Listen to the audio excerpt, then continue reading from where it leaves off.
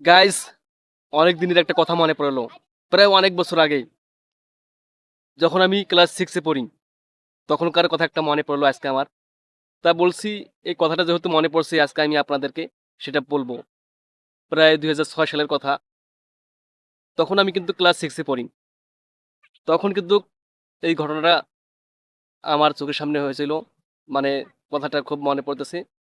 যখন আমি ক্লাস 6 এ পড়ি, জবেদা বেগম স্কুলে, তখন কিন্তু আমি দেখি প্রায় তখন কিন্তু ১ম যে মোবাইলটা বাইর হয়েছিল সেটা কিন্তু একটা নোকিয়া সেট। শুধুমাত্র কথা বলার জন্য। মানে তখন কিন্তু এই গান শোনা বা মেমোরি ঢোকার কোনো অপশন ছিল না। এই যখন ১ম যে মোবাইলটা বাইর হয়েছিল, তখন কিন্তু প্রায় দেখি কিছু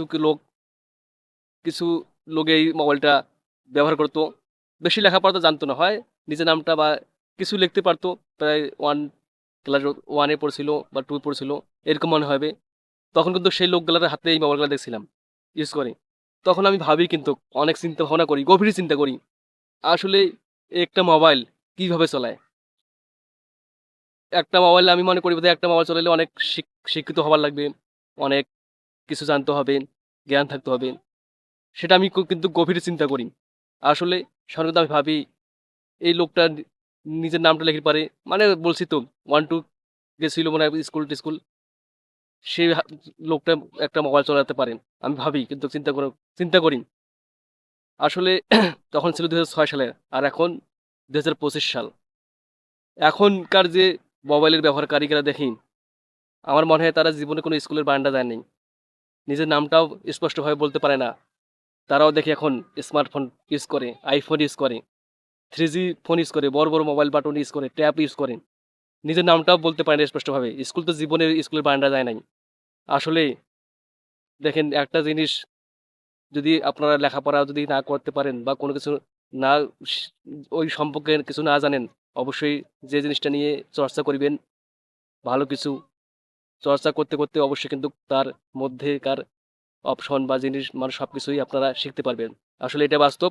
যদি আপনারা কোনো কিছুতে যদি না বা কাজ বলেন কোনো কিছু যদি আপনারা না করেন, অভ্যাস না করেন, প্রতিনিয়ত না করেন, তাহলে কিন্তু সেই বিষয়টা সেটার সেটার যে একটা ইয়ে আছে, মানে সিস্টেম আছে, এটা কিন্তু বোঝা সম্ভব হবে না। অবশ্যই এখনকার ছেলেপেলে যারা জীবনে স্কুল যায় নাই, তারাও কিন্তু এখন এমন মোবাইলের অভিজ্ঞতা হয়েছে, মোবাইল সম্পর্কে তাদের অনেক জ্ঞান হয়েছে।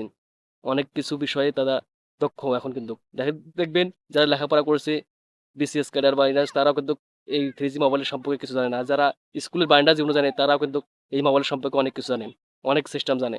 অবশ্যই বুঝতে পেরেছেন আসলে আগামী দিনে কি হবে, কি না হবে, কি দুনিয়াতে কি ঘটবে সেটা কিন্তু আল্লাহ ছাড়া কেউ জানে না। অবশ্যই আগামী দিনে আরো কি, কি বাইর হবে, আবার কোন ধরনের মোবাইল বাইর হবে সেটা কিন্তু অবশ্যই প্রযুক্তির দিন এটা হতেই পারে। অবশ্যই যেকোনো জায়গা বা যেকোনো কর্মস্থান যাবেন, নিজের শিক্ষা অর্জন করবেন।